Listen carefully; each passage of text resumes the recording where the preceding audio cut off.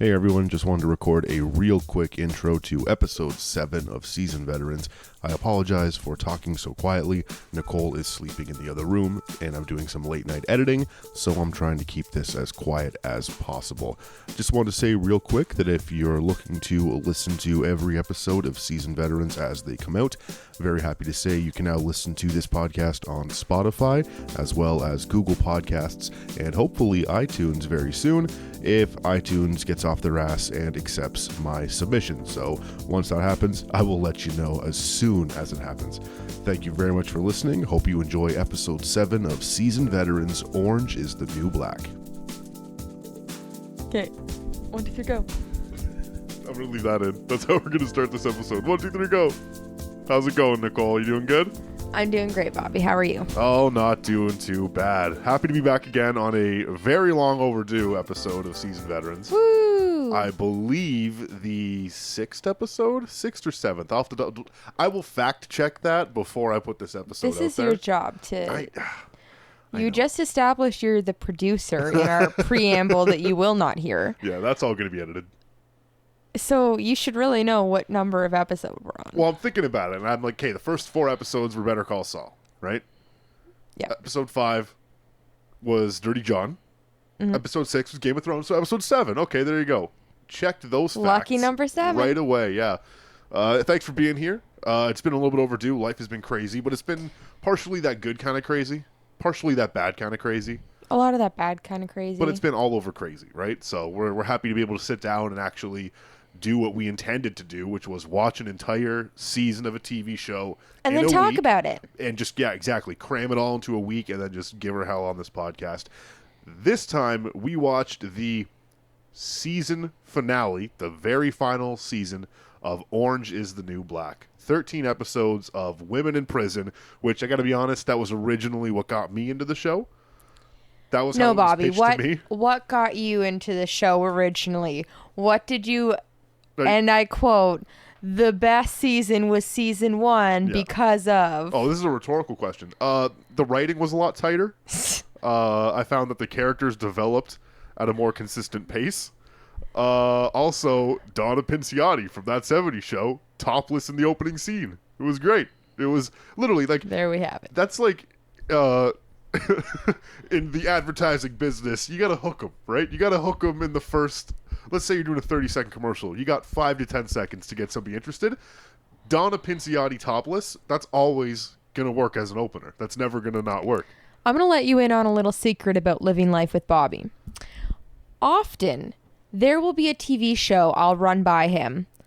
Any interest in watching this with me, or should this be the next show I watch on my own, when I'm home from work before you, or having a bubble bath, or whenever I happen to watch TV alone? Inevitably, Bobby will fall in love with that show that he says no to adamantly as soon as I start watching it and get really into it, and then I have to find a new show to watch alone. Orange is the New Black, way back in the day, was one of those shows, and I'm pretty sure Donna's boobs are what got you into it. Well, you're right. You're not wrong there. But originally, that was a show that I jumped on early season 1 when you were watching it. It wasn't that's what I mean. The show opens with it. But I mean, compared to Mad Men, where I think you were on season 4, and I was just like, yo, this guy fucks all the time. What is happening in this show? and then we rewatched the season. Yeah. So that was really cool too. But that's maybe a later time we'll do all of Mad Men. Who knows? But Orange is the New Black, definitely not a show I expected to enjoy. Obviously, aside from Donna Pinciotti topless, because that's very easy to enjoy. But just the premise, especially with it based off of a book, I don't have anything against series that are based off of a book, but I find that when a new series comes out and it kind of flaunts that title, if you take source material and adapt it for a television show, that works all the time. But when you're just based off the book and look how loyal we were to the book, that's when you really start drawing a line in the sand, and that's where people can be happy with what you do, and some people can be upset with how loyal you are to the source material. Sometimes you end up disappointing the book fans and confusing those who haven't read the book. Exactly, and I don't think there's a better way to do it. I just mean that's when you start making definitive choices that people are going to pick a side on. I've also heard so many times people hating on Orange is the New Black as it not being as good as Wentworth. It's a Wentworth ripoff, and it's not as good, not as hard. I've always assumed that Wentworth is like Red's origin story in her home country. Like, just based off of the Netflix previews I've seen, it's like, yeah, that was Red back in her home country. And eventually I'll get around to it, but I'm watching this right now, right? Exactly. It just seems like it plays out. It can still be enjoyable, even if it's not exactly something else. See, I remember I think it was around the time of season 2, maybe season 3. We were talking to somebody about it. I can't remember who the person was, but I remember them saying it's like female Oz. And as somebody who watched Oz back in the day, it is not. It is so much more toned down.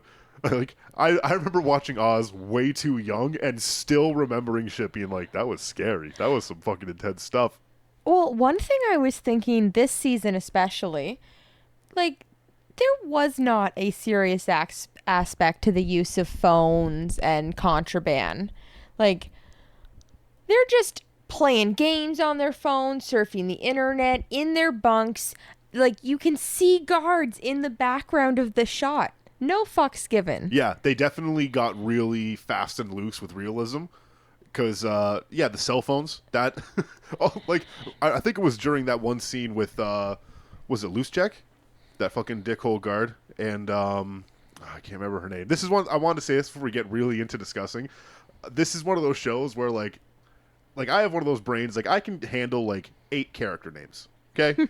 Like, I can store relatively, 8 character names that I can call upon and be distinct about. This show maxes that out and then some. So there's going to be points where I don't remember people's names. So I'm going to rely on you, Nicole, to help me get through these names. This is terrible, because I am not the one who remembers people's names. That's our life, though, is you remembering people's names for me. Okay, yeah, in real life, and you have to remember all the movie names and movie people, because I have this terrible, if I either remember an actor or actress's name, or their character name that I was first introduced them to as. So I will have a terrible habit of referring to, a character, Piper Chapman. Yeah. I have no idea what her actual actress name is. So I get it. Even if we're just discussing her in real life, I'll just call her Piper. Hey, it works. People whereas know what you mean. Alex Voss, so often in conversation, I can never remember I can't remember the Alex part of her name. It's just Voss, because they go by all their last names in this show, or Donna Pinciotti. Hey, it makes it a lot easier to remember people's names. But for me, it was the scene I was referencing was with Mendoza, where she was talking to Loose Check about wanting a phone finally, right? That initial scene. Who's paying for all these cell phones? Like, realistically, there is a plan attached to these phones in some capacity, right? There has to be. Or are these being bought outright? Because, like, I've never had a phone like that. I don't know if you have had a phone like that. Would you have to pay, like, $1,100 and you just have a phone that can make calls and texts and has data and stuff like that? Is that how that works? They're burner phones. Yeah, but, like, so they're buying, like, a burner phone that has, like, $100 of stuff on it? And then they have to keep getting new phones, right? That makes sense. Then why are they getting chargers if they're burner phones? Because this season has lost sense of realism. That's exactly what I mean. I was like, there's so much money attached to this that, like, I can't understand. But no, they're not getting fancy smartphones with plans and buying them outright.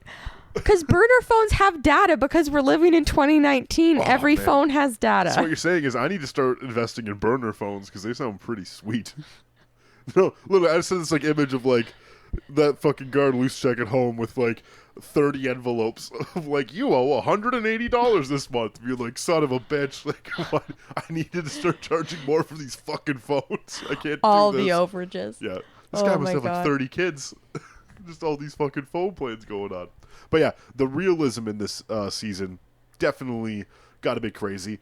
And I think that was more to serve wrapping up the series.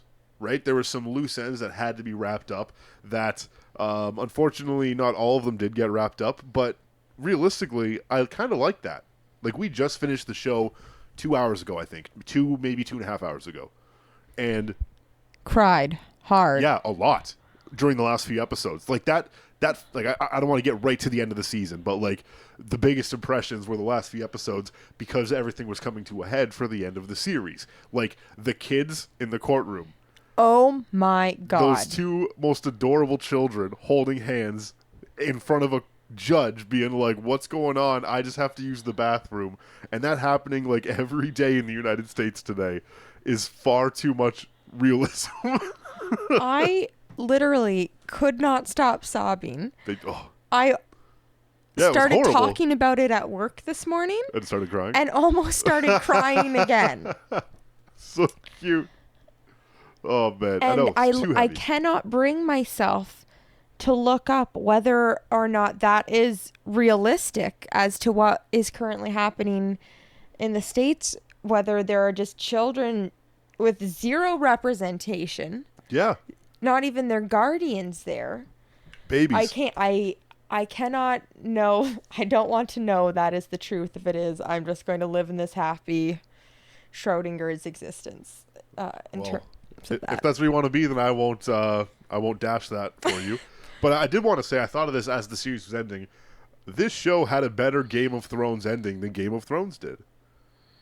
Where people didn't get what they wanted. Shit went horrible for some people. Not everyone had a happy ending. No, not everybody even had an ending. Some shit just never resolved, and go fuck yourself because that's life. And it's like, I don't want to get back into like, throwing fists at the final seasons of Game of Thrones, but like if they had handled some of those characters in that season, in that series, more like they handled Orange is the New Black characters, I think a lot more people would be satisfied. Like, Zaza is just gone. She just went to Colombia. Zuzu. Zuzu? No. I'm pretty sure it's Zaza, because I remember her name like pizza. Like za for pizza. Okay. You know what? I'm going to look this up. But like what I mean is like they literally just like, cool, she's gone. Like she's in Colombia. She was never even in Colombia. But like that's her character series. That's her whole arc. Could you imagine? She just got deported. Like you don't get any resolution. That woman who was trying to get her kids and had that phone call with her kids, like the show ended and you turned to me, you're just like, so is that mom just in the desert still? It's like, yeah, that's what happens. Like I like, holy crap, that's heartbreaking. I do like the ambiguity of that, of like, okay, maybe that guy does go back for her. But either way, she's left alone in the desert with a broken ankle, just hoping for a stranger to come back, completely helpless otherwise. Also, I kind of thought that she was going to try to get back into the country legally. Like, that to me seemed like she was a way better plan and that she had the smarts to do that. But again, I don't know if that is even legally possible after being deported. No, exactly. That was, I had the same thought, was like, oh, she's just going to sneak in. That's not good. But it's probably because you can't just like turn around and try to get a visitor visa back to the States when you were just deported, because you're more likely to try not to leave afterwards, right? Like that to me makes sense, but it's just, some people didn't get endings, and I appreciate that, and I think that that's a good representation of how life goes sometimes. Like, look at Hellman. He's in charge of he's the warden now. That guy's the fucking jail warden. He's the worst one. And it's just like, yeah, no, he runs the jail. Who cares? Like, that's just how it's going to go, because he'll be fired story. in no time. But we're not going to get that. You know what I mean? Like, that's just, some things were good, some things were bad. And I can appreciate ending it like that, because life doesn't always wrap up in, like, a neat bow. And I think that that's a good way to approach the end of the season. And I kind of like that really showed that, like, Polycon is just so fucked. That whole corporation is corrupt. The system is corrupt. They're contributing to a corrupt system. And it doesn't matter who the warden is, how badly they're trying to make a difference, if corporations are in charge. Like, it's not about the personnel when behind the scenes it's all about the money.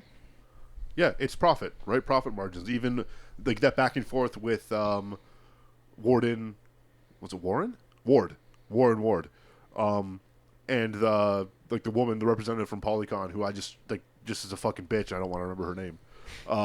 Just always being like, the bottom line, profit margins, blah blah blah. And it's just like these like, it's crazy how, and I understand the show is supposed to be like, not a satire, but like representing the worst parts of a correction system. But the worst parts of that are people forgetting it's a correction system. It's a rehabilitative process. It's not punishment. You know, like part of the punishment is you are separated from society and from people, but you're doing that to become a better person and a better member of society when you eventually leave that place.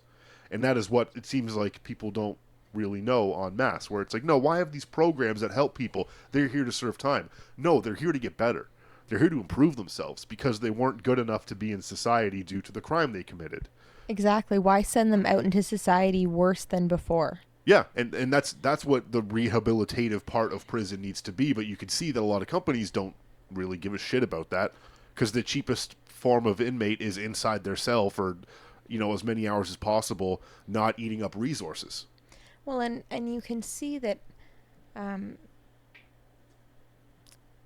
not all the guards are the best type of people. Like a correctional officer is one of those careers that can attract both very noble people who want to make a difference, and we see that in like Tamika, but also people who see it as a way to just have power over others and want to abuse that power to make themselves feel better. Yeah, absolutely. It attracts a certain type of person.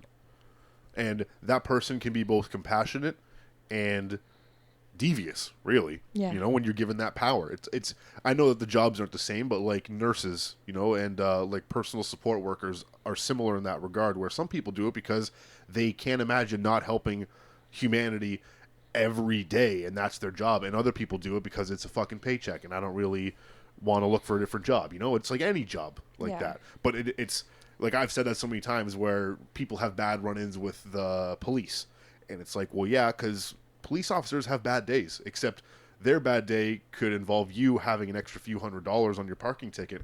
My bad day is just me like listening to music to get through the end of the day. Yeah. So you always gotta take that with a grain of salt. But yeah, correctional officers, they go home and they have shitty lives. And like, what was it? Nicole was her name? Mm-hmm. Like she's like was saying how she had so much credit card debt that she can't not take this job even after being in the riot, and that job scares her because of the riot, but she can't afford not to have it. And she had served in the army previous to that, and that's, I feel like, another job that kind of fits into that same scenario of attracting two types of people, right? Like, yeah, exactly. And that to me was very easy to have that abuse of power. And it was very eye-opening for her to be like, yeah, like we knew that she had served in the military before, but for her to be somebody who was affected by her service to the point where she needs some sort of medical attention, whether it's like psychiatric help or just coping with PTSD, she clearly needs that. But outside of that life, she has authority over multiple inmates. Like, I'm not saying that shouldn't be the case. I'm saying that that's a level of complexity for a job that, like, I'd say hundreds of thousands of people have in this country, millions around the world. Like, it's like anything else where people struggle with illness, people struggle with mental illness, and they have to go in there and do a job that requires them to be in charge of a bunch of other people. And this season specifically showed like that power dynamic between correctional officers and inmates in the show. I'm not saying it's exactly like that on the outside or here in the real world. I'm saying that for what the show did, it was interesting and it went back and forth. And we got to see multiple perspectives of that, both between McCullough and Voss, and what's his face in Elena. I can't think of that guard who looked like a cartoon devil. Yeah. I know I can't remember his name either, but I know who goodness. you mean. See, that's outside of my too eight many names. Characters. We're sorry. Well, yeah, and like we had talked about that too, like briefly after the show ended, was like, this isn't main characters to discuss. There are, like, I jokingly said, like, are we going to go by wing of the prison? Like, okay, here's what happened in B block. Like, Florida's like this from beginning to end, and then we're going to move to C. It's like, no, we don't have fucking 4 hours to talk about this show. But in terms of what the show did, and I think that this may be how we'll approach series going forward if it's the final season. talking about how well it wrapped up the series, even if we didn't watch the whole thing on this podcast. We did watch seasons 1 through 6 of Orange is the New Black as they came out, but we are still doing that thing where we want to watch new stuff and do a podcast about that. And once we finally get to a point where that log is, more solid, we'll go back and do some of our favorites and some other shows that we really enjoyed and want to talk about. So for this one, I would say it did a very good job wrapping up a difficult series to close. Because every season wasn't the same. Some seasons were great. Some seasons were fucking garbage. Like, I can remember after the first 3 seasons when there was, people were whispering about season 4 being the finale. Because that was right then the confirmed amount that Netflix had given them, was the 4 seasons. But the story wasn't complete yet. Netflix renewed it for 3 seasons, including the 7th one that we're covering right now, towards the end of that 4th season. So they suddenly had 3 more full seasons to finish telling this story. And I think they played that really well in the final season. Leading up to it, things went off the wall. Like that whole season where Piper was like Scarface, fuck that. I don't give a shit about that season anymore. That was dumb. And when you remember that season, it's like, Piper really had a lot more to overcome than just life on the outside. Because didn't she make Ruby Rose go down for life? Wasn't that how she exited the series? She set her up with a major drug bust, and she went to Supermax for a 25-year life sentence or some shit like that. It's you don't get to be on the outside and be like, oh, I've learned my lesson. That woman's life has changed forever because you were a bitch playing a gangster in prison. A lot of the characters that we first were introduced to have evolved so much. Yeah. And then there's, there were a lot of characters that it's they were introduced and fleshed out and they had a good story, but it wasn't so much that they were evolving. It's basically a lot of the lifers or long timers and the elderly. What was Red's club called? Oh, jeez. That she got into with all the old timers or something. Fuck. I know that we even talked about that during the season too. Was some of the callbacks to earlier seasons? I don't fucking remember. Yeah, there's a nice way to do it, but some of these were too big a reaches. Some of them were like, "Who the fuck is that?" Well, it's because they expect you to rewatch the whole season, but unfortunately, I work too much to do that. 6 seasons is asking a lot before a final season. 1 or 2 to catch up if the third's going to wrap it up. I'll do that. I'll power through that. But holy fuck, I'm not going to watch 6 seasons leading up to your finale because you don't know how to pace it correctly. But I think they did a pretty good job of wrapping up the stories that weren't fleshed out now in the later season. And then at the end, they did a really nice wrap up, and you got to see some of those earlier characters that, in those early seasons, you were more invested in and cared about more because they were more central to, Doggett. You get to see her, crazy other crackhead friends that are still together, still playing the same dumb pranks on each other. How dare you say her name? I literally... So heartbreaking. Yeah, that was a big character, too, because the last few episodes where...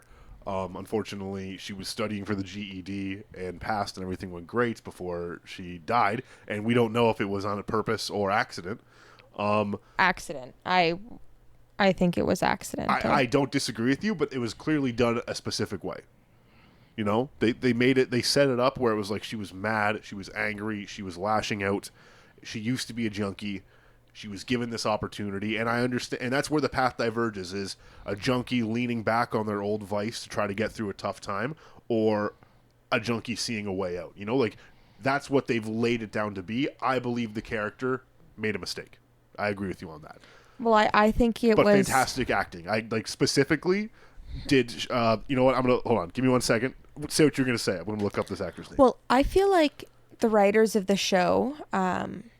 saw an opportunity for this last season and the political climate that the United States is in. Oh, did they ever? And felt that they needed to to say something about it. That they, they've got a huge medium. Everyone I know knows what Orange is the New Black is, Yep. or has watched some of it.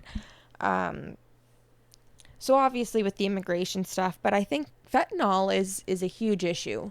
Oh, And this is a diverging path, Nicole. We can go off on a tangent about fentanyl, or we can try to stick to Orange is the New Black. no, what I'm saying is it's a dangerous drug. People don't know how strong it is. It's the crisis, I'd say, in the world of drugs right now. It's the crisis. And she was a junkie back in the day doing other drugs. She probably did an amount she was used to of that stuff. Like, she's even saying, you're a small girl, just like me. You can't handle that little baggie by yourself. Let's split it. And that's the classic junkie mistake, right? Is you go back to doing as much as you did when you quit because you think you can still take it. Your body loses that tolerance. Like, that's it, you know? That's so many musicians, actors, unfortunately, people we know. That's what's happened to people. Yeah. And that's just, it's sad, but it was also what they touched on. In like, this season did a lot to touch on so many issues the world is facing today. The obvious ones are the president of the United States and the immigration issue going on through the states and him. That was like, I'd say the beefiest muscle getting flexed this season with the ICE detention center, not the just the prison, and people being detained there. Although, as the earlier parts of the season went on, I swear to God, her name is Zaza. I'm going to stick with that. So if people are listening to this and are like, you idiot, her name is like the parrot from Lion King. And I'm just like, I apologize. But her whole issue, I was like, how can they literally keep an American citizen detained? Like, in my mind, it's like, I live in Canada. I get to be protected by the laws of Canada. And I understand that I can be investigated for criminal activity, but I will still be investigated within the boundaries of those laws in Canada. The fact that in the United States, they're just like, nah, fuck all that. We got an emergency here, so you're going to live in this detention center until we sort your shit out, is insanity. But then they kind of undercut it in a way with Zaza being like, or finding out that she actually wasn't an American citizen. She was there illegally. It. What is it? No, I you sorry. I thought you got her name and you're just like, haha, it is Zuzu. No. No, you did call that exactly that she was lied to, and it's like, well then what would happen to an American citizen in that position, or is the show saying that would never happen to an American citizen? I was very interested in that. Unfortunately, it didn't get resolved. But the story decided to diverge into a very sad place of people getting taken away from their children and families getting split up and people having to go to countries they've never been. Like, I get nervous when Nicole and I go on vacation to different parts of the world where we don't really speak the language. That freaks me out. Imagine having to also contend with that and find a life. Like, we go to countries where we don't speak the language and we have a resort room to stay in. She's getting off a plane and has fucking nowhere and doesn't speak the language. Like, that is a compound fear in my mind. And, like, I don't Before think I forget, there's... Taryn Manning is the character, is the actress who played Doggett. Okay. Did an incredible job. Just specifically, I wanted to say that as the series went on, she did so good in this series and this season specifically. Blew my mind. Yeah, fantastic. And I don't think it's like when you come to Canada as a refugee, we give you there's a welcome package of some sort, like there's support, there's help to get you started on your life. I don't think Colombia has a program like that for people getting deported back to the country. You get a key bump as you're stepping off the plane, and then they let you loose in the Congo. And they're not welcoming you back with open arms. No. We're not even back. They're not welcoming you with open arms. No. She was a fucking infant when she left, right? It's just terrible. What would you say is the most heartbreaking story we saw in depth of... For ICE? Yeah, in the ICE center. Ooh, I'll see, babe, it's a tough one.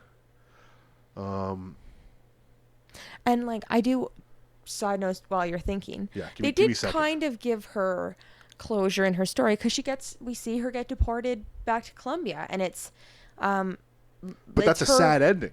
That's what I mean. I like that. It's not like, and then she came back in the last episode because Ice fucked up her case. It's like, no, that's where her character ended up. And the end. And she disappears.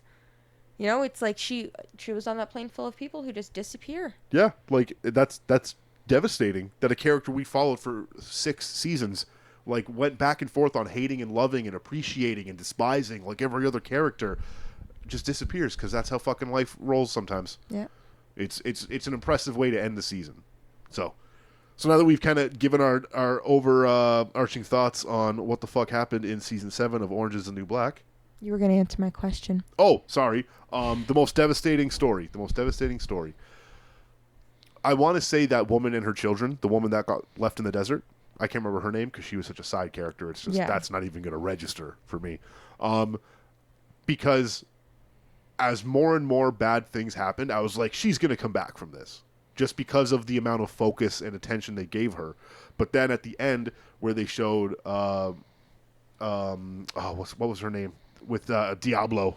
Yeah, Blanca. Blanca, yeah. I was going to say Flocka, and I was like, I know that's not the right person. Blanca, sometimes things go your way. Sometimes you get fucked over in ways that don't even make sense and aren't fair. Like, that woman, like, both of them were trying to get back to their families and their loved ones, and one of them beat their court case, received a green card, and then chose to leave the country to be with their family, and the other one was forced out of the country, tried to sneak back in, and then just for fun broke her ankle on the sneaking in. Like, it's like, how much worse can it fucking get? And then that's it, you're just left in the desert by yourself. You could just die out there. And for one, and not to diminish Blanca and Diablo's relationship, but for one, the family is their boyfriend who's about to throw some dick in them, and the other is... Well, she had kids too, didn't she? No. No? Oh, sorry. I thought that was part of her story. Like, the other is... single mom, 2 kids. 2 kids. Husband died, unfortunately. 2 kids, already lost one parent, now orphaned. In pre-adoptive foster care, though, days after losing custody. And that scene where she was on the phone with them, like, that is, like... This may just be high-minded of me to say, but that's like one of those scenarios that like should never happen in my view of the world. A parent should never have to be in a position where they have to say these things to their child because they're not going to see them for a long time, no matter how hard they try, no matter what they do. Like, parent shouldn't be in that position, and neither should the children. Yeah. And for her to have to navigate that situation over a phone call and do it that well, like watching that, my stupid video game brain was like, you just like charisma'd your way through like a conversation in Fallout and fucking did everything right, and it still sucks because that's the situation you're in. She told them that she loved them and to look out for each other and to speak up because she won't be there to do it, and she's sorry, but she's going to try to find them. Just and phenomenal parenting. That's everything a good parent could do, but she's still in that situation because life's not fair sometimes. Exactly. And even in the scene at the school where the littlest boy can't stop crying because he's so upset about losing his dad. And like, oh my God, what a heartbreaking scenario to be in, where of course she wants to just take him home and let him stay home from school for as long as possible, but she has to go to work and make sure that there's money to feed them. Yeah, because life's there. And life is happening. It's like she says all the right things. Yeah. It's just... And she gets left in the desert with a broken ankle, potentially never to be found, and to die, and maybe get eaten by animals. Like, if we're going the full fucking distance on being left in that wild... Or... like, it sucks. We've already seen a woman doing that same... crossing get raped. Yeah. Like, and she's trying to get her kids. Like, that's what the season was. It wasn't nice, and I'm very happy with that because that's not like, imagine if a series about women in prison just wrapped up and everything was good. Like, Red has dementia. Yeah. And oh, excuse me, my bad. Oh my God, I'm so sorry. And that woman whose name I don't want to know because I hate her so much, who lies about her baby and doesn't want to come to terms with that shit. She's just fucked still. Like, there's no respite. I know. I'm sorry, babe. But that's what I mean. Not everything's good. It's always going to shake out that way. Nicky is now essentially alone in prison. She's the new Red. she's going to make herself a new family, though. Yeah, which is great, but she had to start from the beginning again. Yeah. You know? And Alex ended up going to Ohio and Gets her family. And that ended up being good. But then the whole Piper thing, I thought for fucking sure they were going to lead into her not being with Alex anymore, which was the whole point now that I've seen the episode. But, like, holy shit, that she's going to study law and try to help Alex and do all this shit. It's like, my God, that turned out great. There's still a woman dying in the desert trying to get to her kids. Yeah. Like, oh. How do you feel about Piper and Alex ending up together? Happy? No, not at all. But again, that might just be me being like, I wanted more sad endings because life isn't fair. I genuinely don't think that is the way their relationship should go. Because, like, they've shown time and time again that they'll manipulate each other and cheat on each other and hurt each other. And I'm not saying our fucking relationship is perfect. Like, you know, I'm not being like, and if your relationship has any of that, you should leave now. But when that all happens after you went to jail because of illegal activities you did, and Alex also lied and put crimes on Piper to lessen her jail time in, like, season 2. Yeah. Like, how are you married to somebody that did that to you? Legit. That's too far for me, but the season isn't about that, and that's where I get a little bit upset, because I'm remembering these older seasons in chunks, and it's like, I don't think, like, Alex had done more to hurt Piper than to help her in the course of the series, and I think that doesn't make her, or I think that makes her a terrible wife. Right? Yeah. And I do, like, I don't think I would have been happy with her driving to the Northamptons and ending up with Zelda either, even though she has an amazing name. Yeah. Because I feel like that relationship was just showing kind of Piper's habit of disappearing into the other person she's with. Something better. Grass is greener. Well, not even that, but when she's with Alex originally, Alex is a drug dealer, smuggler, international extraordinaire. That's what I'll do. When she's with oh my God, what was her fiance's name? Why am I blanking on it? I can Jason just see his Biggs. face. Brian? Was his name Brian? I No? don't think it was Brian. You know what? I'll look it up for you, babe. Continue your point. Oh my God. Anyways. Hey, I established the 8-character rule. We covered our asses.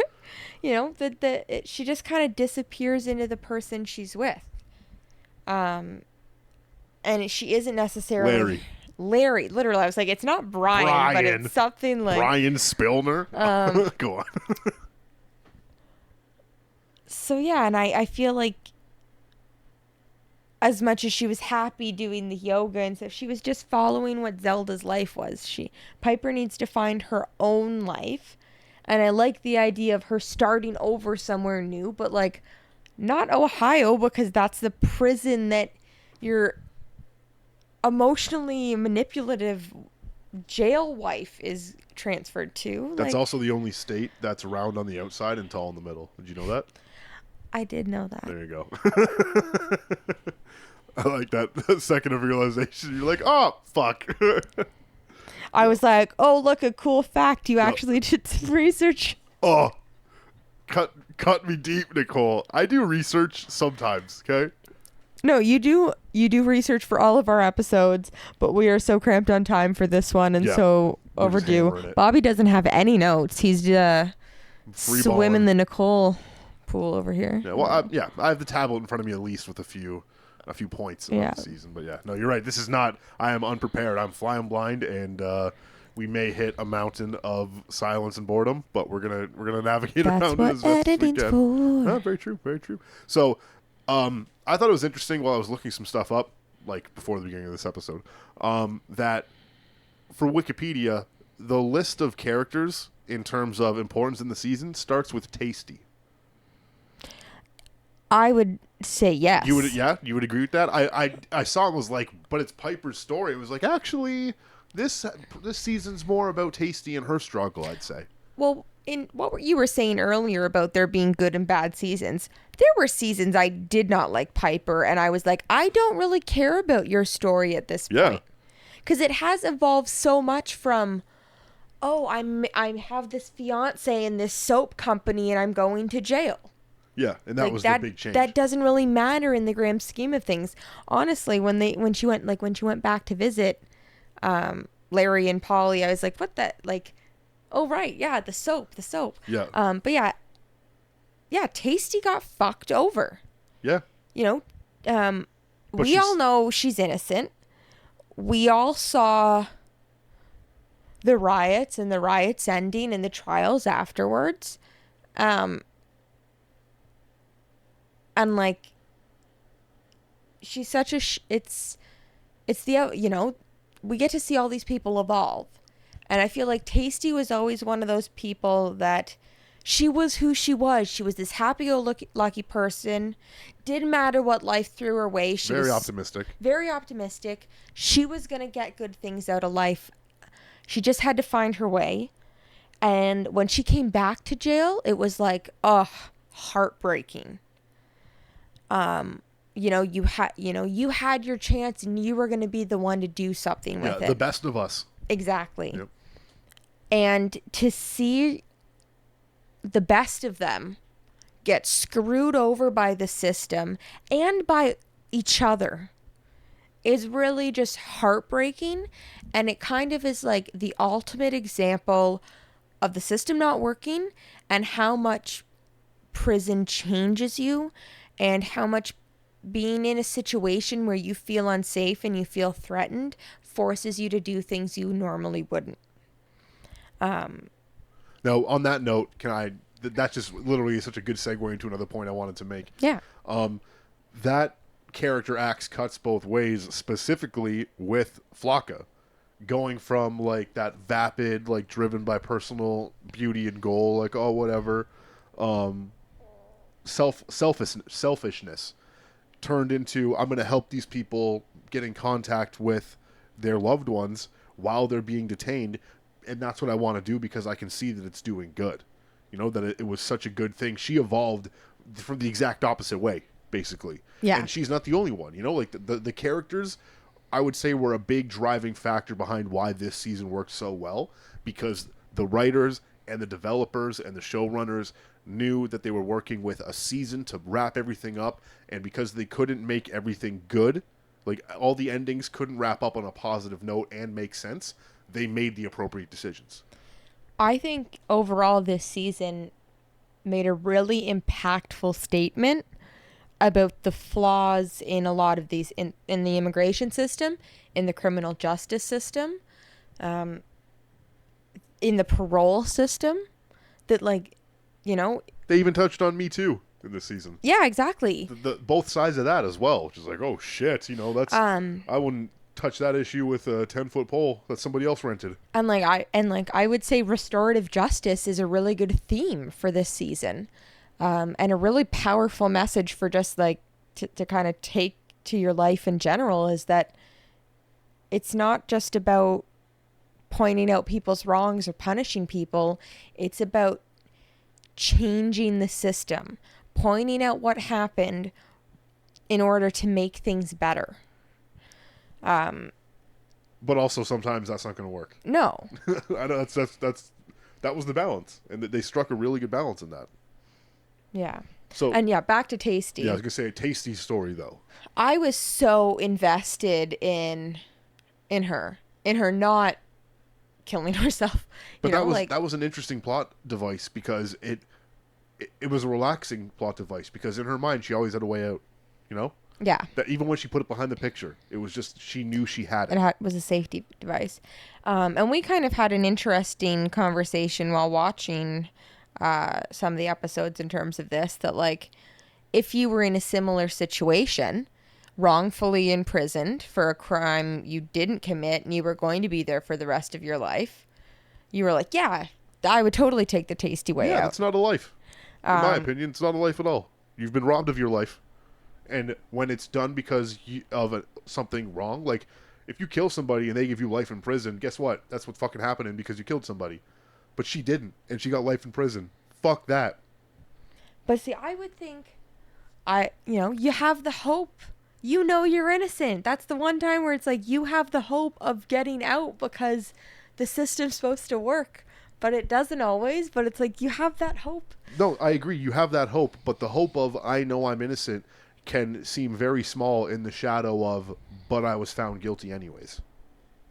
And that's what, like, I agree. I wouldn't be like, I'm at my court and they're like, guilty, you're going to go to jail for 25 years. And the next day I'm like, I'm fucking killing myself because fuck this. Like, there'd be, like, you'd have years of hope. You'd want to get things overturned. But, like, Somewhere you're 3. yeah, exactly. You're like, you know, the 3-year itch. You get there and you're like, I don't know. I'm getting The 3-year itch. Yeah, the 3-year itch. Oh, God. You're tired of living in prison and it sucks.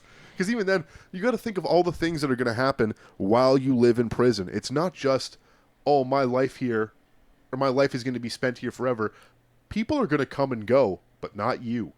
Yeah. You're always there. It's not even death row. She literally, it wasn't like, oh, she's not going to get out till she's 70. It's literally, you're going to die in prison. That's your sentence. And you're going to deteriorate here. Everyone you befriend is either going to get out, die, or deteriorate with you. Yeah. And that's your fucking punishment. That I would never be able to stand. I can tell you that right now. So I'm never going to do anything that's going to put me in that position. That's my plan. But that's a tough decision. And Tasty's navigating that was one of the more interesting storylines in season 7. The other one I was very invested in was Suzanne's. Yeah. Suzanne learning that the justice system isn't always fair and your beliefs in it can be wrong. And that maybe she doesn't deserve to be there. But she's there anyways. Because in previous seasons, you see Suzanne have a lot of self-hatred for what she's done. Like, she is regretful. She's remorseful. Even if she doesn't understand or, like, you know, she doesn't really remember it. She didn't know what was happening. She doesn't have the capacity to. Yeah. But it affects her mental health in a very negative way. And you see her hurting herself and hitting herself and, like, just talking badly. And I thought that scene between her and her mom talking on the phone was one of the most powerful of the seasons. Especially because you could tell it was her mom realizing what she had realized years ago. Yeah. And sharing in that unfair pain of, yeah, you don't deserve to be here, and I tried to keep that knowledge from you for years because it's so hurtful that you're here and you don't deserve it. Exactly. You need help. And again, circling back to the rehabilitative part of prison, that's not what it is anymore. You know, I'm sure there are some prisons that focus on inmate rehabilitation, but anything I've seen involving privatized confinement for, like, the justice system is keep you in your cell as long as possible to save money. And I think privatized is the real issue. Well, definitely. And there shouldn't be money being made off people in prison. And the fact that I'm saying this in 2019, and out of these small dozen maybe people that will listen to this episode, that could draw just, you know, negative feelings or differing feelings is crazy to me.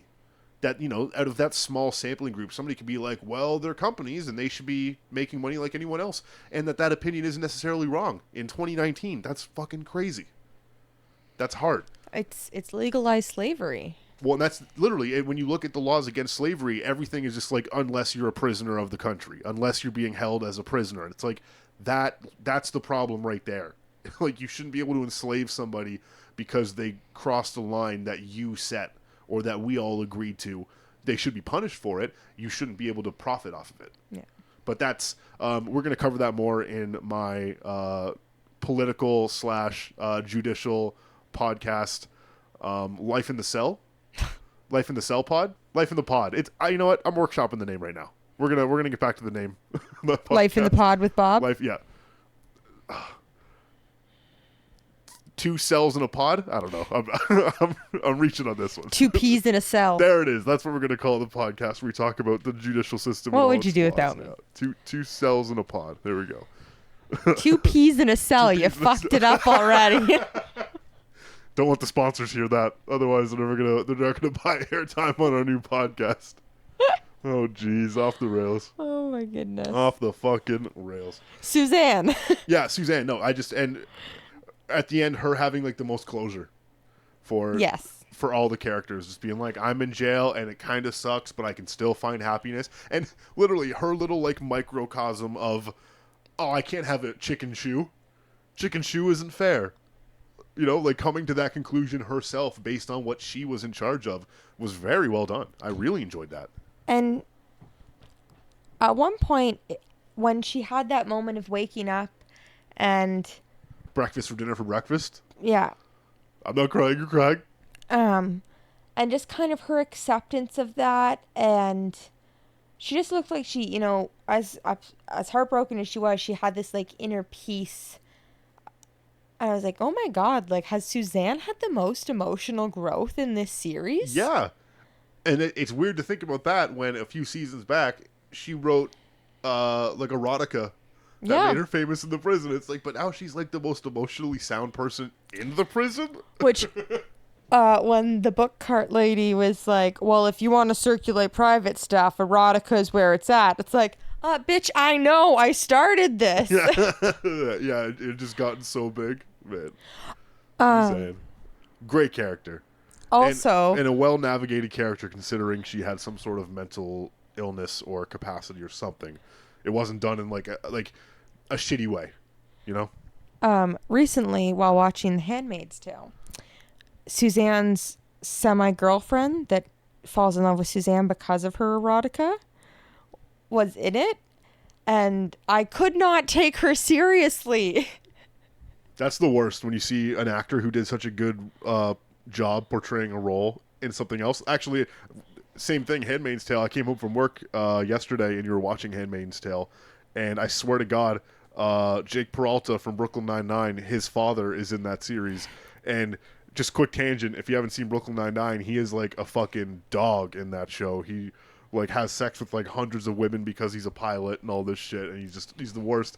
And now he's in Handmaid's Tale, like leading the revolution to free women in the United States or whatever his character is. But I walk in, I was like, why is he handing this book to Margaret, whatever her name is, and just being like, it's time for us to go, and like ushering her away from the window? Like, this is weird. Jake Peralta's dad wouldn't treat a woman like this.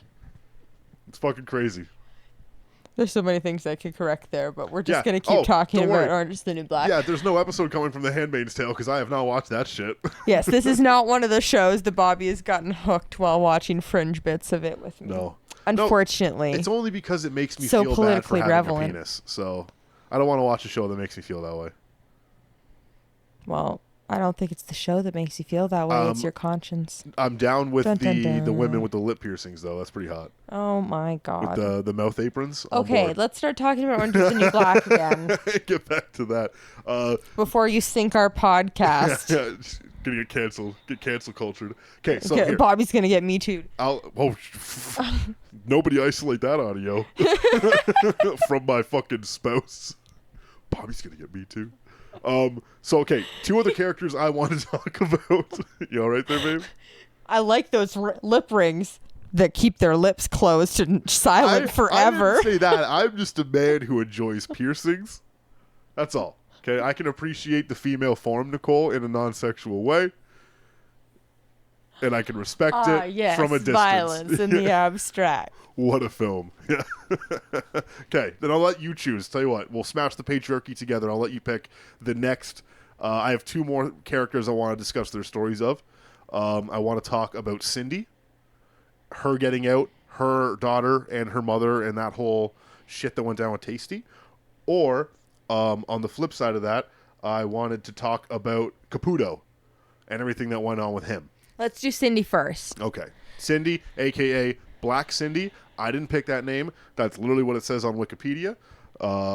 Andrea C. Moore did a fantastic job playing her because that character had more levels of complexity and emotional depth than a lot of other ones, because outside, her life still sucked. Like, how many people were like, I want to get out of here and get to my kids, and I miss my fucking husband, and like, you know, I miss my spouse. I want to do all this. Her life was like, my mom's raising my daughter. Like, you know, it's not necessarily peaches and cream on the outside. Cindy was a character I really struggled with over the course of the series. Originally, yeah. Because she's a super fun. She's fun. She's funny. Like, enjoyable to be around. But she sold out Tasty. Well, even before then. Oh, that to me was the definitive, like, as petty as everything else was of her just kind of being a shitty person, her stabbing Tasty in the back like that was it for me. I was like, I hate this woman. Like, when we started to see, bits of everyone's backstory and seeing Cindy's and how quickly and callously she just walks out, like, when Monica's a baby, just walks out, leaves her mom to take care of her, continues life on as if she does not even exist. I don't know. I have a hard time respecting or liking people who are not good parents. Agreed. Because it's like, if you bring a life into the world, you're hooked. You're on the hook. You're on the hook forever, no matter what. Nope, I agree with you there. You need to step up and you need to put that child first before yourself for the rest of your life when they need you. Then do you think that Tasty was justified telling her daughter that? No. Revealing that to her daughter? No. Like, obviously it wasn't her place, but do you think that was the right course of action? Her daughter finding out that was the actual setup? I think Monica deserved to know the truth. And I think down the line that will lead to more closeness between all three of them. But good God, what a shitstorm. Like, that didn't hurt Cindy as much as it hurt Monica. Exactly. And that's what pissed me off about it too. Was Tasty writing that? Was like, this isn't, like, you're trying to hurt Cindy through her child. That's fucked up. Like, I would say that's one of the lowest things Tasty's done in the series. But really, why wouldn't she? She's going to kill herself. Who fucking cares? Yeah, she just wants to hurt someone like she's hurting. Yeah. Which is, again, a really cool development for the character. They did a lot with Tasty's character this season. But, yeah. And then Cindy, like, do you not think after being homeless, like, she's starting to learn? I think she's learned a lot about how life works and what her responsibilities are, not just as a mother, but as a person and a friend. Absolutely. And I think Cindy, unfortunately, still had a lot of growing up to do when she had her daughter. Yep. And she was a child herself. Having kids, Nicole. But because of the way she handled that situation, she didn't get parented beyond that. She didn't do any more growing up. Because her mom was too busy raising her daughter. I have a whole, sorry not to interject on that. I just have a whole other opinion on grandparents raising the children of their children. That is, like, in my mind, the most unfair dynamic, because a parent signed up to have, like, when a parent has a child, intentionally or not, you're having that kid, you signed up to take care of that kid. No fucking grandparent signed up to be the parent of a grandkid. And if you did, you maybe need to consider buying a larger trailer before you get that whole arrangement going on. Like, you know what I mean? And then for her to be responsible and just, like, that woman should have a stained glass window in the Vatican as a fucking saint for taking care of that child while her daughter was in prison.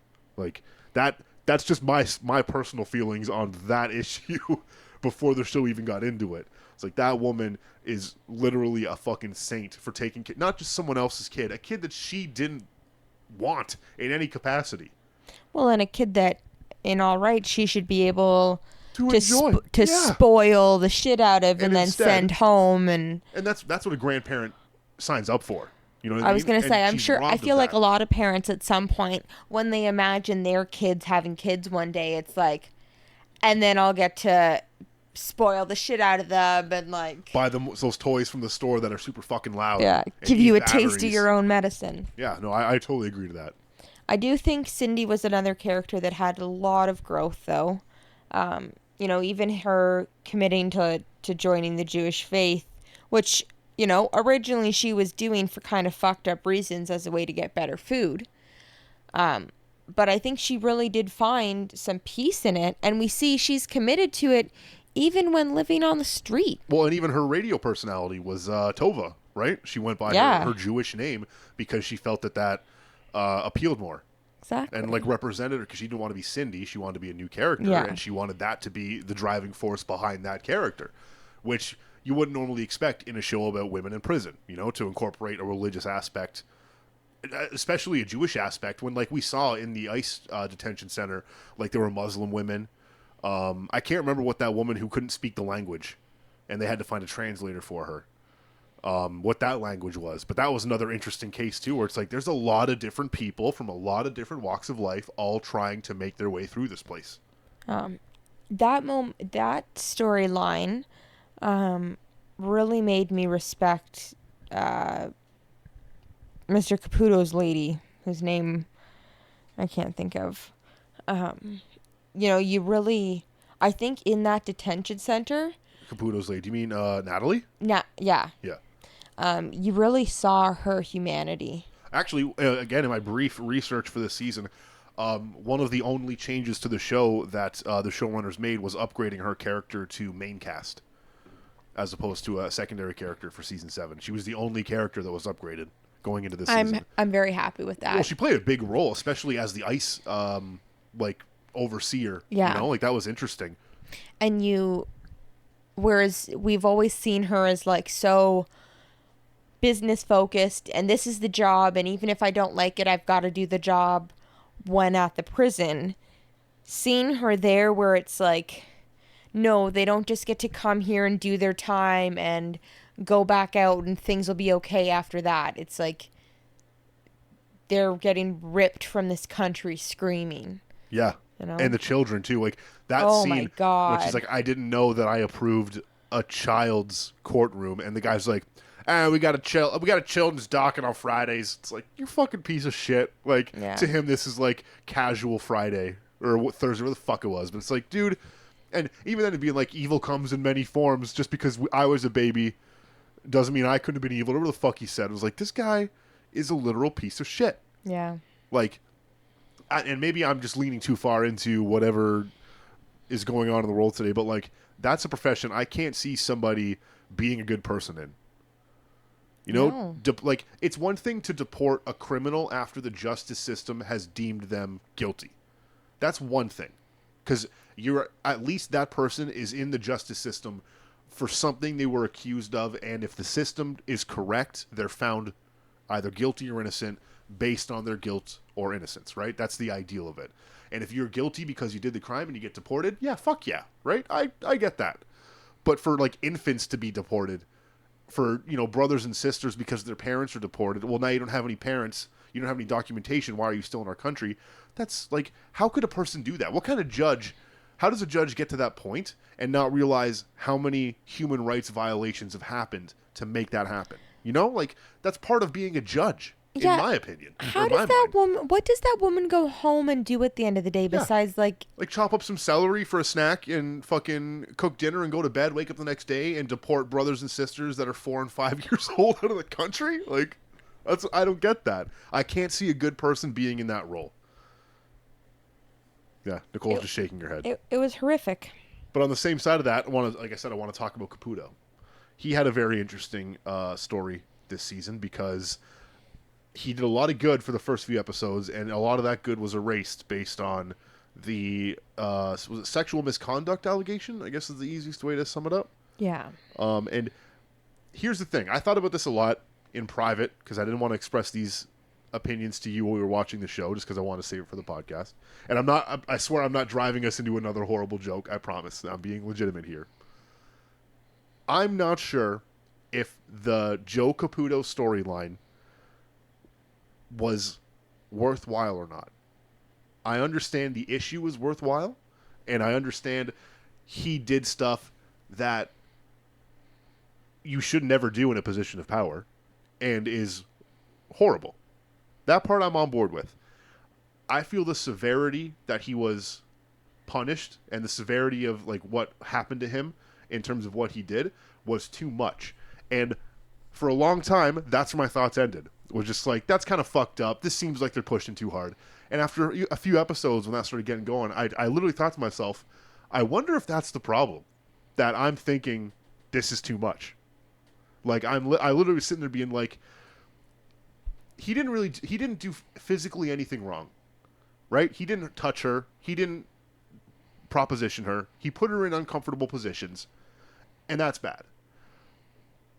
But for him, and literally watching this episode, I was like, fuck, they're walking me through this right now. Because Caputo had that same realization. For a long time, he minimalized it and was like, I didn't know. I'm sorry. That wasn't my intention. That's not the problem. The problem is that that woman felt that way. And him realizing, I need to quit. I need to stop doing this because that's the only way to make this right was the point of that storyline. You with me on that? Yes. That was the only time I've seen that presented in a way that made sense to me. And I really enjoyed that. I'm glad. Because it's literally, like, we've talked how many times about, like, Louis C.K. versus Harvey Weinstein. That's the easiest to put up against each other. Both of them got their careers taken away from them. Both of them, their names are said in hushed tones if you liked them, and, you know, negative connotations if you're being real. They both did very different things, right? Factually. Very different things. But they both need to come to not revolution, that's the wrong word. Revelation? Like, I guess revelation, yeah, or tone. You know, like there's work to be done on that on both parties regardless of what was done. And for Joe Caputo, it was him realizing those situations were not okay to put her in, and I need to realize that I've done that in the past without even knowing I was doing it. That was his whole lesson, right? Like that, I totally understand that. It wasn't him going back and apologizing for what he did. It was realizing what he did and not doing it again. Yeah, I think the Joe Caputo storyline this season was there to make... like the average man, you know? Yeah, and not just men, women as well. Take a step back and question your actions and look at the situations where maybe you've been inappropriate, maybe you've crossed a line, realizing that just because you haven't raped somebody or you haven't physically forced yourself on somebody, or, you know, I didn't do something this bad, we all still have flaws. There are still ways you can improve yourself, and maybe you need to look at those situations, especially with those of the opposite sex, with women. Have I been inappropriate? Is there ways I can be more respectful? Are there ways I can improve?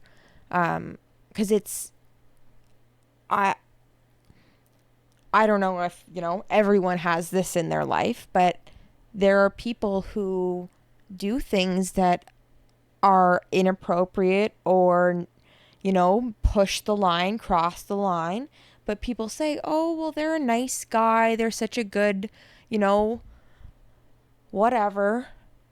And I think Joe Caputo was, throughout the season, he was a really nice person. He was trying. He was one of the good guys, but he was doing stuff that wasn't okay. Yep. And he was doing stuff that made it, as a viewer, hard to like him and hard to be on his side all the time. The hardest thing that hit for me was when I can't remember the woman's name that had accused him of this, but the correctional officer from a few seasons ago, when she said, "You invited me to see your band and gave me the night off." That, like, literally, like, as like a bolt of lightning, I was like, that created an obligation where she has to go see him that night, and that's fucked up. You can't say, "Oh, well, I'm working," or and I literally, if like, I don't remember that happening in the season or the series. But that situation, if that was presented to me from, like, a mutual friend of ours, they said, like, oh, my boss gave me the night off because his band is playing and he wants me to go see them. Like, I'd be like, that's fucked up. What are you talking about? Like, you know, unless it's like, oh, well, like, he gave a bunch of people the night off, or, like, you know, they're closing down early. Like, if it was like or a it's their thing, opening night, like, and it was meant to be like a funny thing. But if it was like, my boss just invited me to go see his band, no one else from work, and he made sure I had the night off so I could go, that's fucked up. And the other side of that is, if I don't go, what sort of repercussions is that going to have for me at work? Yeah, and that's not a fair position to be put in. But I really think that the Joe Caputo story did, like, I'm not sure what the demographic is that's watching Orange is the New Black. I'm not sure how many people actually do watch it. But that story was a lot more accessible to me as a man in 2019 than the Harvey Weinstein story. Because you hear that stuff and it's like, yeah, that guy's a piece of shit and we should all hate him and he should never be able to work again. That's cut and dry. That's very easy. But that's also something I will never, like, I'm never going to have the final say on a movie casting decision with Jennifer Lawrence where she's going to make $17 million and I can put her in a position to make her do whatever I want. I'm never going to fucking have that Like, you know what I mean? That's not in my realm. So that makes it very hard for me to not visualize, but like understand that situation. Yeah. But that Joe Caputo one of my boss gave me the night off to come see my band. Like, I never did anything like that, but when I was in college, I was the manager at the food court at the college. There were so many times where my band was playing and people would have the night off. Like, I wouldn't give them the night off, but I'd be like, "Oh, you have the night off. You should come to this concert I'm playing." I'm not going to do anything if they do or don't come, and I didn't give them that night off to make sure they were there. But that could be considered me creating that dynamic, being like, "You have the night off. I know you're not working.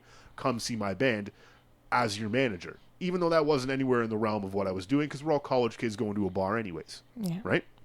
But that's the spin that I actually, it made me think, like, what if I had have given somebody a night off to come see my band, whether I was interested in them or not? That could create a situation I'm not aware of, and that does more for people to get their minds changed, putting them in that situation, not disgracing them, not making them feel guilty, but letting them reflect on their own situations. And it's easier for me to do it from that position of power than from a movie exec who's been doing it for decades with millions of dollars in the balance. You know, I think that does more good. Well, and that's the thing I kind of liked is we still got to see Joe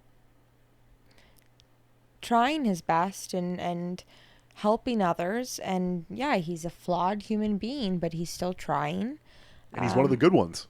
And he still has to face that. Well, yeah, to Tasty and the girls, absolutely. But to that guard, you know, like, I cannot, watching that scene where he showed up to her house. I know. I would have tucked myself into the couch if I could have.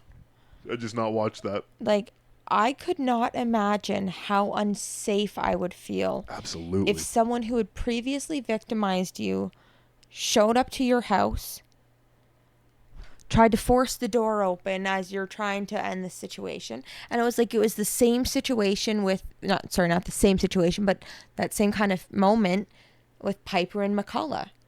It's like, this feels unsafe. Intrusive. It feels intrusive. I should be afraid for my safety right now. And even in Caputo's mind, none of that was the farthest thing from the truth. You know, he wasn't there to threaten her. He was coming from a place of compassion to try to settle something, but the problem was he didn't realize that wasn't the situation or the proper course of action. And it had nothing to do with him. Like, she was trying, you know, clearly, she was trying to speak out in support of other victims of the Me Too. I thought that was interesting. She never named him because it's about her. It's about her sharing her story and her experience, not getting him into trouble. She wasn't going to do anything to him.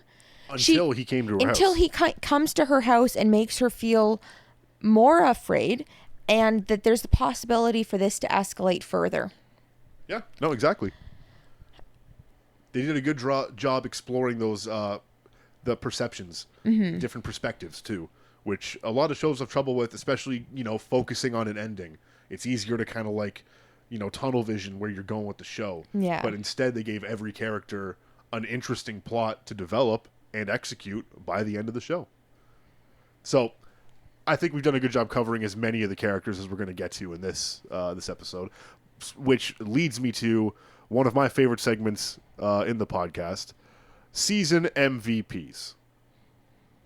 Do you know, Nicole, out of the whole season, this one I thought of a lot as well. I swear I had it this morning going into the season finale. I was like, I know whose story I enjoyed most. It's changed for me. Do you need a second, or you got it already? No. So my season MVP is someone we actually have not discussed at all yet. Oh shit! It's Tamika. Oh really? It's the warden. I think Tamika Ward. Yeah. Ward. That's how it stuck with me. Ward. That was again great plot, great story, fantastic plot. And you get to see her growth even earlier than that, when she's trying to be a guard and really tough and like not care because that's what everyone else is doing. But that's not what the system needs. I think she did the most to benefit the most people. Yeah, the only warden that's given a fuck. And made actual changes that made a difference. And whatever, even if the programs don't stick around longer than that one session, because now she's gone and Polycon's a bunch of dicks. Like, she made a difference. She helped people. Like, 4 students got their GED On the first test. on the first test. Yeah. Tasty didn't kill herself and is now helping others. Like, she actually changed some of those women's lives. Yeah. And is setting other women up for when they get out of jail. Exactly. Even though she's not. Like, right? That takes a big person. That's huge personal growth that she would not have had without Tamika's help. And I think it was, she's my MVP. I think she was the one who, as much as, she was, she benefits from being the warden. It's a better job. She's getting ahead. She cared more about making a difference and doing what she could to do something in that role. No, I agree. No, she was definitely a very interesting character, a well fleshed out character, and that's always tough to do when you take a side character like a correctional officer and give them that huge jump to warden. Yeah. That could be seen in a lot of different shows as like the wacky change. Like, what if the teacher at the high school becomes the principal? Like, that's a trope we've seen before, but it was done really well. She even wanted to clear house with the guards. But the Polycon wouldn't let her because it would cost so much. Yeah. And imagine that would have solved all the drug smuggling, the phone smuggling, all the fucking guards. Problems. Yeah. Get rid of 4 guards and like the worst parts of this fucking stop. And instead, she had to work with what she had. Yeah. For me, season MVP was the character we had talked about first before this segment, Caputo, Joe Caputo. I haven't had a TV show that made me feel like it taught me something in a long time. And some TV shows will teach you stuff like new things, but that did a lot to change my perspective on this Me Too situation and what's going on with like abuse of power and harassment in the workplace. Like, well, I'm glad. I was never somebody to be like, oh, this isn't happening. These broads are lying. Like, that wasn't my case before, right? But seeing that now is like, no, the issue is some people don't have enough, I don't know if it's worldview or personal experience or just like capacity for empathy in their brains to understand that they don't always understand the problem. And that's what really impressed me was they kind of like took you by the hand as like, if just imagine you're Joe Caputo and this is happening to you. Because when it first came out, I was like, this is fucking bullshit. He didn't do anything. But I didn't remember, right? Like, that's where it kind of lost me. It was like, I don't recall if he did. And the show was like, we get it. Here's what he did. Yeah. It's like, oh shit, that actually is bad. But it's not that bad. He shouldn't be getting punished like this. Like, it's like they knew the beats they were going to take you through. And sometimes shows do that and lose me.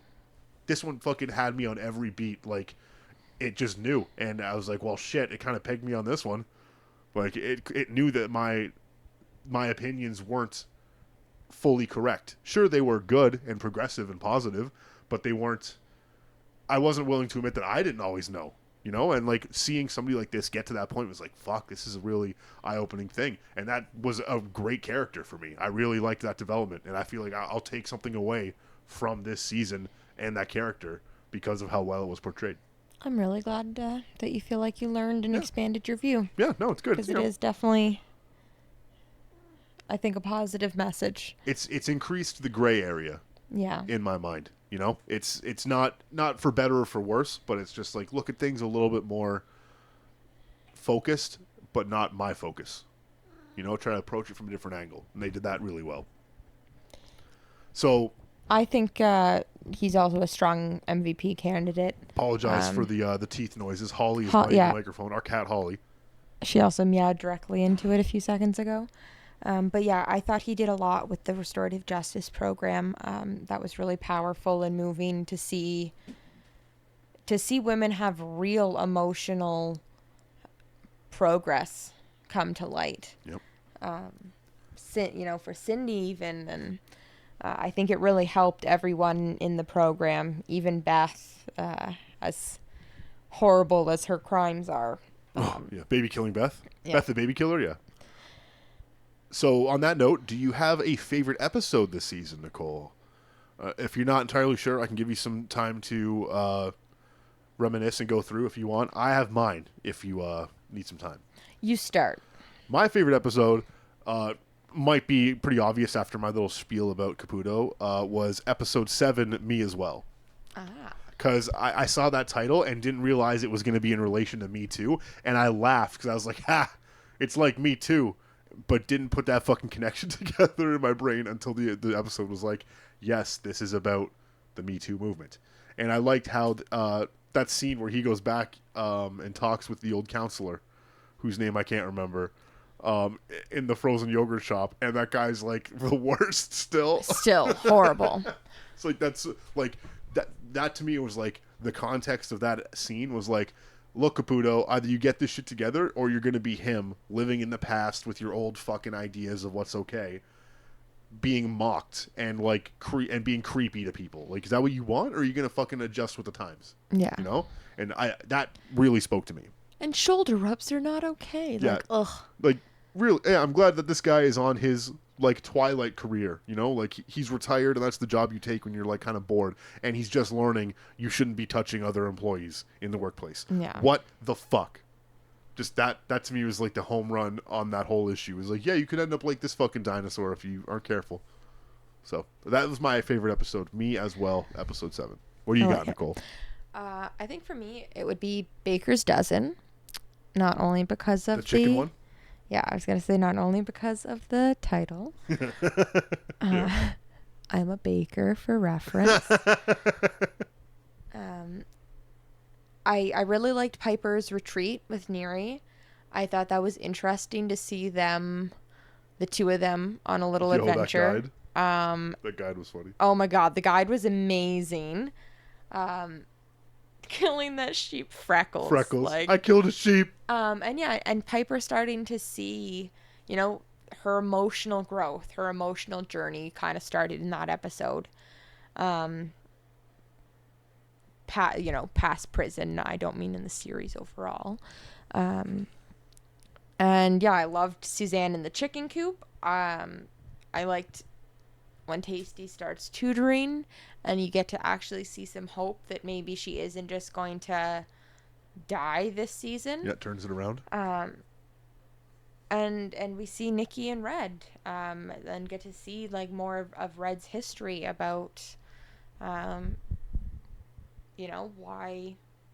she feels such guilt about her old life, and I love Red's story. I love finding more about her history because it's like her husband is just so dumb and jolly, and yeah, typical deli owner.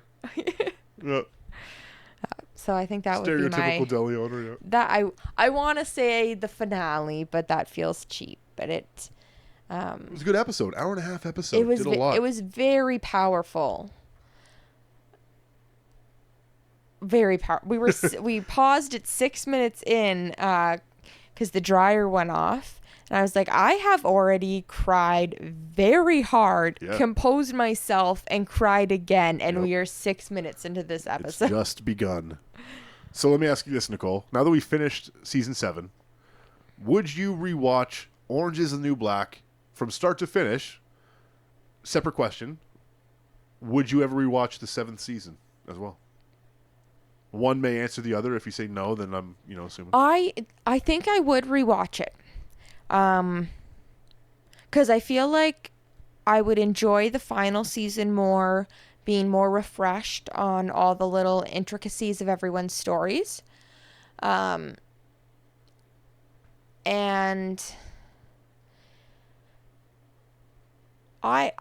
very rarely is there a show that I wouldn't be willing to rewatch. Most of the time it's like, it'd be a daunting task. I'd need to have nothing else going on in my life kind of thing.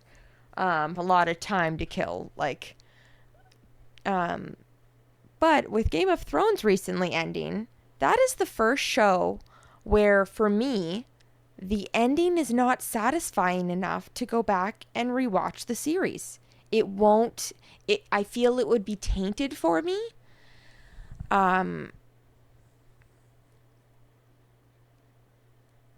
so looking at it in that perspective, I'm very happy with this ending.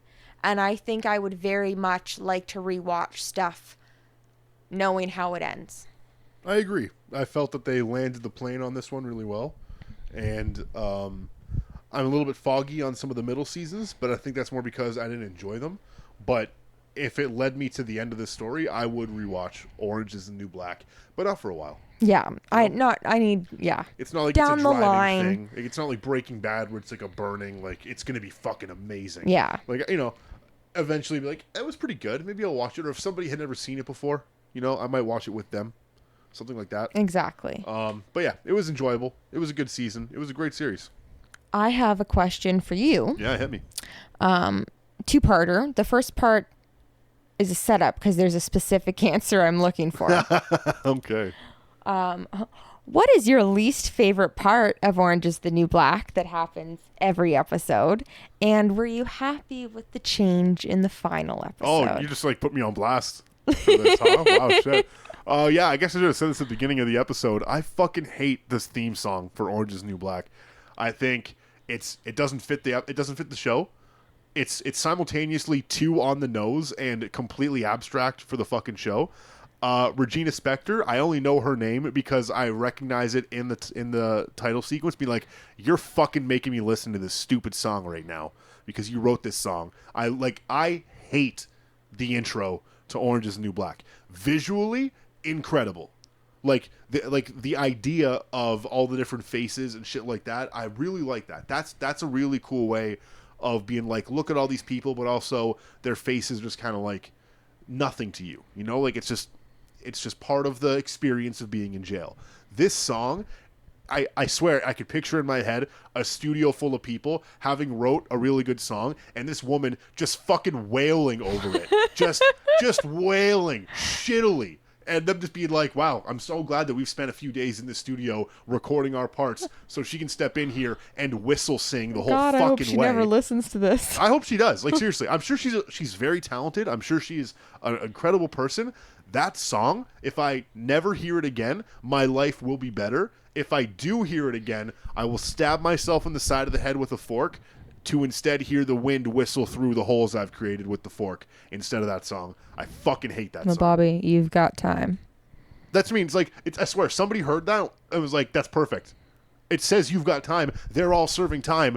There's not even trap. This is great. This is the perfect song. Like, no. It's so dumb. It pisses me off. That to me is like the final choice was You've Got Time or Jailhouse Rock. And Jailhouse Rock just fucking scraped out a loss. Like, just stupid song choice. I just love hearing him talk about this so much. I wanted you all to hear it too. And the ending too, where they're like, yeah, we're gonna make it a fucking orchestral version. That's what this is missing. An orchestra. Fuck me. I swear, I saw like a little flicker of hope of like, oh, the intro's different, and then just crushing. Like, you know what? And like, this is the worst series to back up my opinion, but like, you know who did an intro theme right? Sons of Anarchy. Okay, straight up. It wasn't a great intro theme, but it changed with the series, and it was like, yeah, this sounds like something the people in the show would listen to. I can't picture somebody in fucking Litchfield being like, yeah, Regina Spektor's new album is selling great at Starbucks across the country. Like, no, nobody fucking cares. And the fact that she's going to be associated with this show forever angers me as a musician. But that's just that's my brief opinion on that fucking shitty intro song. Thank you for humoring me. Yeah, no problem. That's what I do. Okay, I got one more question for you. Okay. We'll wrap this shit up. Out of all the characters that received an ending, none of them really seemed permanent, except for the ones who died. Where do you see a character from the series being in 5 years? Whichever character you want, wherever they left off.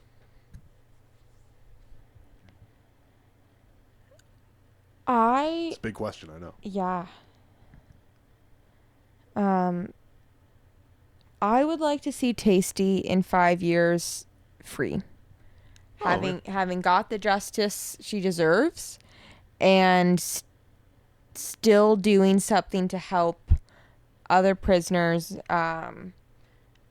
She's actually making some money off of her micro loan thing and is potentially starting some sort of nonprofit to help other wrongfully convicted people with the millions of dollars she deserves for this bullshit. No, that would be an ideal outcome. Also, we didn't talk about this, but I'm so happy that Mendoza is home, not only with her boys, but with her daughters and her grandchild. Yeah, the whole family. That was nice. Heartwarming. She got a very nice ending. Yeah. No, I enjoyed her ending as well, that whole story. Yeah. And that's, I mean, we've been talking for, the timer says, almost an hour and a half at this point. Oh, this is a long one. It's about, that's, I mean, we're going to wrap it up. It's about time, that we typically record these. But we didn't get into... Time. I prefer your version. We didn't get into Diaz. Or oh my God! How did we not talk? Okay, because that's how big the show is. That's what I'm saying. We've got to talk about Diaz. I loved it. I love that she went from being the nice person, changed into the drug kingpin, potentially murdered by her mother. Fuck yeah, great story. And because this season there's none of the old Diaz left. Like no, what? She's horrible. That hopeful, kind person who was drawing and like getting her sisters involved. Either. Oh my God. Sister. Yeah, and it wasn't even like she was willing to redeem herself. It was like, no, you need to, like, her last words in the series were like, you need to fall in line. And it's like, what the, like, you're not a fucking, like, drug runner on the streets. You're a lifer in prison. Like, you're not in a position of power in any way. And you're telling somebody to fall in line. But that was more, I was making that point, is like, this is how much the show is that we couldn't get into. That's still there. But I think they did a great job. Wish we had more time to cover everything, but we'd be here for another hour and a half if we got into every character. So, with that being said, any final thoughts, any closing theories on the show, any last things you want to say before we wrap it up, babe? Well, do you think orange is the new black? I never really liked the title, for being totally honest.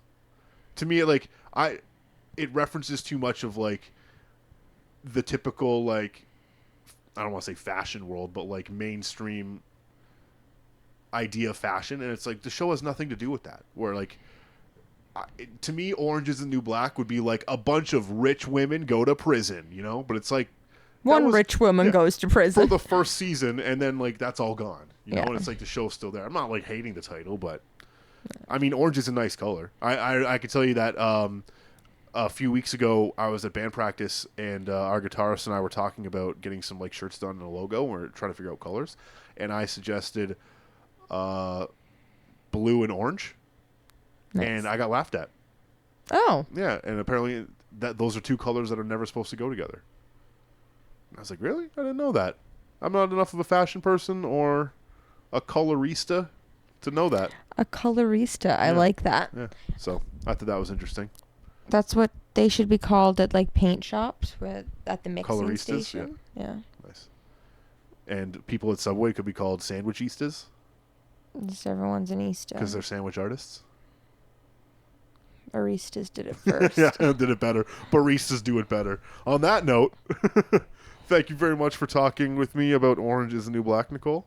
You're very welcome. I appreciate it. We're going to have more episodes coming out, too. We have a backlog of shows to watch, so I'm excited to really put our butts on some couches and fucking power through some good shows.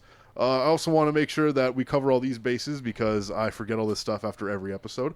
If you want to keep up on Seasoned Veterans episodes, you can do that at my website, bdeproductions.com. I post all the new episodes there. Follow the links. You can download the episodes. You can take them with you. Episodes are also available on Google Podcasts. I'm working on getting them on iTunes right now. That's in the works. I'm very excited about that. As well as Himalaya, the Himalaya podcasting app. We're on there as well. If people have Himalaya, go check that out. We're just slowly getting the podcast rolled out to the point where I don't have to pay for a SoundCloud account anymore because I am not a mumble rapper. So that'd be nice. We also have an Instagram and a Facebook page. Yeah, we do. If you want to check maybe we should do one of those Patreon things. I was thinking about it. I'm just, I don't feel like we have. Anyone want to give us money? Yeah. But then we have to start doing like redemption things. Like we have to give people money or give people products for their money. maybe down the line we'll get to that. If there's enough of an interest, if we start getting the listeners up more, maybe we'll get to there. But yeah, keep up to date on Seasoned Veterans. If you want to message us, those are the best ways to do so. If you have a show you want to suggest, I'm always checking in on Facebook and Instagram with people about what you think we should watch. So just keep up to date on that and give us your suggestions. Somebody leave a comment, because I always say only comment if you want to say something nice, and no one comments, and I'm worried it's because you only want to say something mean. Sometimes there's nice things on Facebook, but yeah, leave comments wherever you want. We appreciate it. And we will talk to you in the next episode. Say bye, Nicole. Bye, everyone. Stay happy.